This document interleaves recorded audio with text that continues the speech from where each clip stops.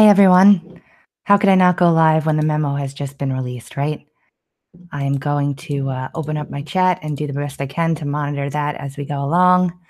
I know that there are probably gazillions of people that are doing this right now, so I understand if there aren't many of you. But I want to go over this memo with everybody and talk about it. I have to get ready for an interview with John B. Wells in about an hour and a half or so. So I'm going to go through this. And it's basically what we've been saying for how many months now. It's really crazy. And it's sad. It really is. Let's go through what it says. First, there's a letter from the White House to Devin Nunes. And if you hear I'm a little sick, so just bear with me. Dear Mr. Chairman, on January 29th, 2018, the House Permanent Select Committee on Intelligence voted to disclose publicly a memorandum containing classified information provided to the committee in connection with its oversight activities, which is the memorandum, which is attached to this letter. As provided by Clause 11G of Rule 10 of the House of Representatives, the committee has forwarded this memorandum to the President based on its determination that the release of the memorandum would serve the public interest. The Constitution vests the President with the authority to protect national security secrets from disclosure. As the Supreme Court has recognized, you guys can't see it. Hold on.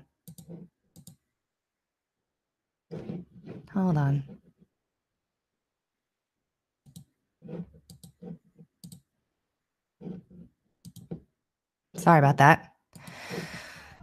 As the Supreme Court has recognized, it is the President's responsibility to, let me just make sure I'm showing my screen. I'm bad at this. It is the President's responsibility to classify, declassify, and control access to information bearing on our intelligence sources and methods and national defense. And then they say, see Department of Navy versus Egan, 484 U.S. 518, 527. In order to facilitate appropriate congressional oversight, the executive branch may entrust classified information to the appropriate committees of Congress, as it has done in connection with the committee's oversight activities here.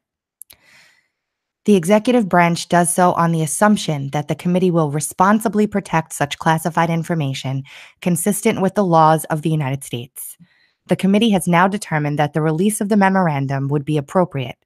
The executive branch, across administrations of both parties, has worked to accommodate congressional requests to declassify specific materials in the public interest. However, public release of classified information by unilateral action of the legislative branch is extremely rare and raises significant separations of powers concerns. Accordingly, the committee's request to release the memorandum is interpreted as a request for declassification pursuant to the President's authority.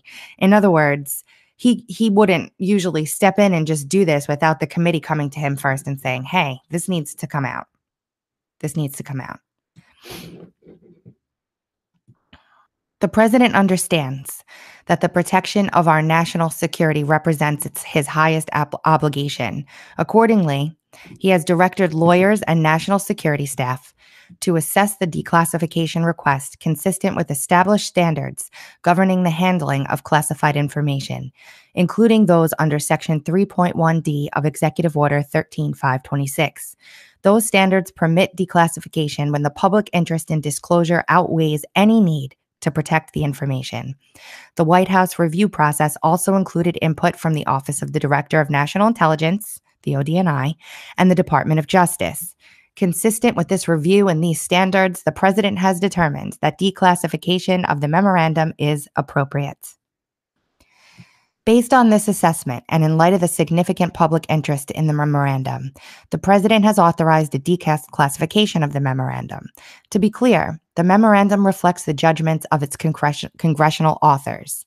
The President understands that oversight concerning matters related to the memorandum may be continuing, though the circumstances leading to the declassification through this process are extraordinary.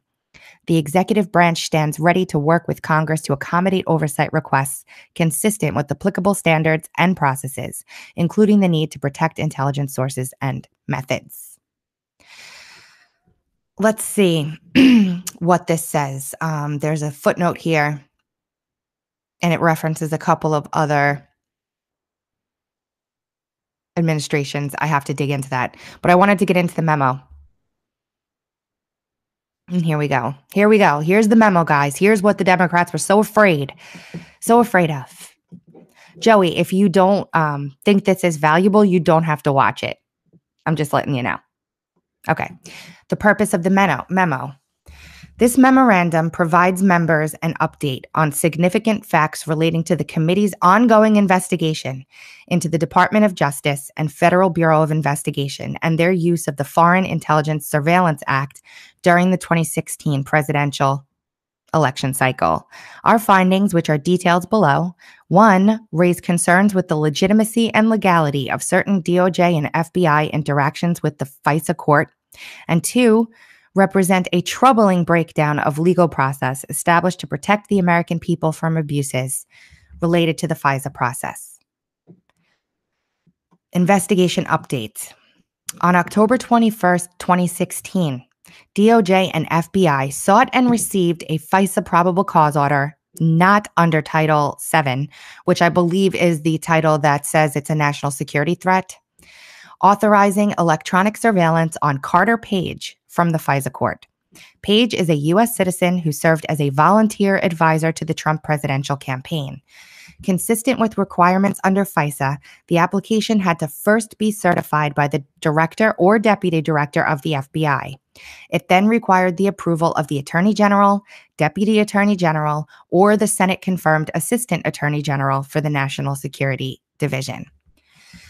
The FBI and DOJ obtained 1 initial FISA warrant targeting Carter Page and 3 FISA renewals from the FISA court. As required by statute 50 U.S.C. 1805 D1, a FISA order on an American citizen must be renewed by the FISA court every 90 days, and each renewal requires a separate finding of probable cause. So they need to prove it every time.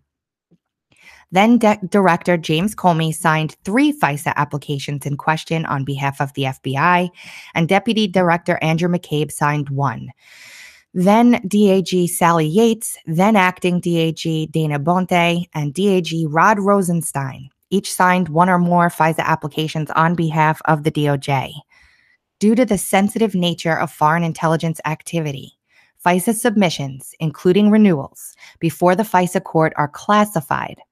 As such, the public's confidence in the integrity of the FISA process depends on the court's ability to hold the government to the highest standard, particularly as it relates to the surveillance of American citizens.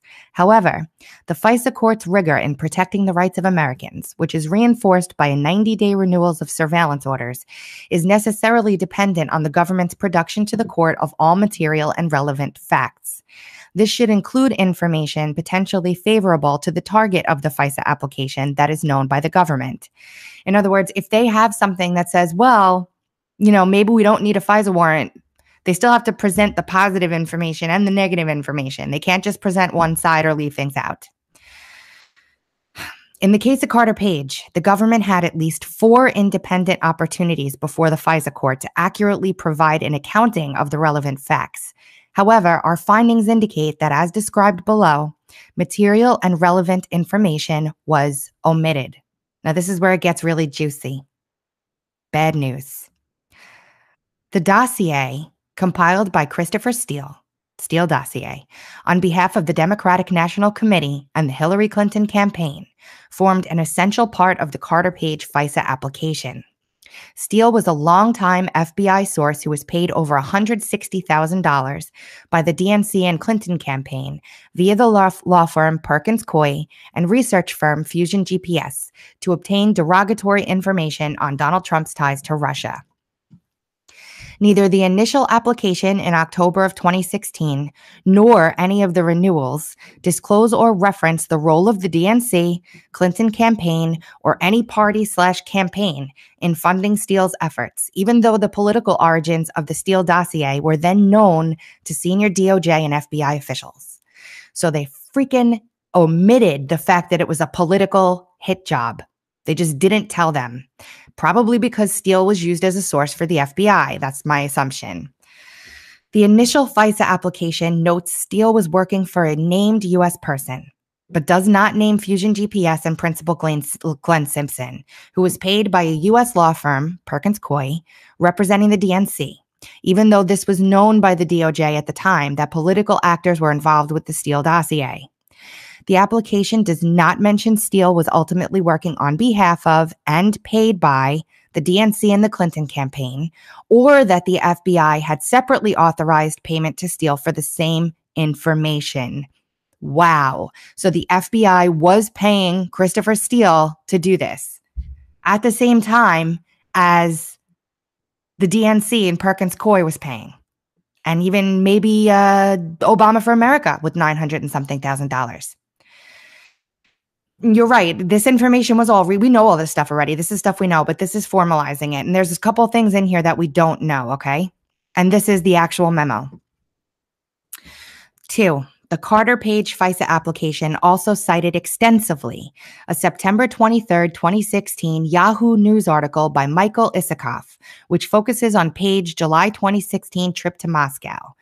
This article does not corroborate the Steele dossier because it is derived from information leaked by Steele himself to Yahoo News. Circular. The Page FISA application incorrectly assesses that Steele did not directly provide information to Yahoo News. Steele has admitted in British court filings that he met with Yahoo News and several other outlets in September of 2016 at the direction of Fusion GPS. And we went over this in the testimony that we went over and I dissected and we went over together. Crazy. Perkins Coie was aware of Steele's initial media contacts because they hosted at least one meeting in D.C. in 2016 with Steele and Fusion GPS where this matter was discussed. Steele was suspended and then terminated as an FBI source for what the FBI defines as the most serious of violations, an unauthorized disclosure to the media of his relationship with the FBI in an October 30th, 2016 Mother Jones article by David Korn.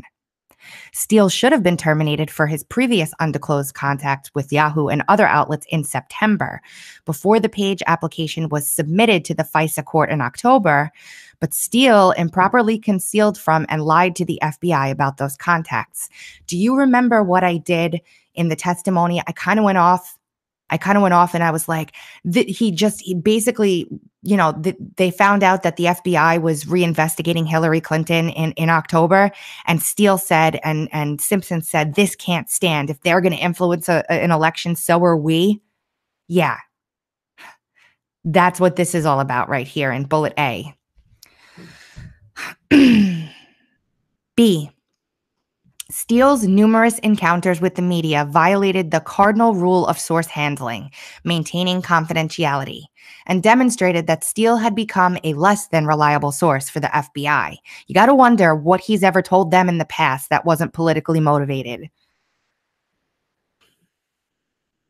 Before and after Steele was terminated as a source, he maintained contact with the DOJ via then Associate Deputy Attorney General Bruce Orr, a senior DOJ official who worked closely with Deputy Attorney General Yates and later Rosenstein. Shortly after the election, the FBI began interviewing Orr, documenting his communications with Steele.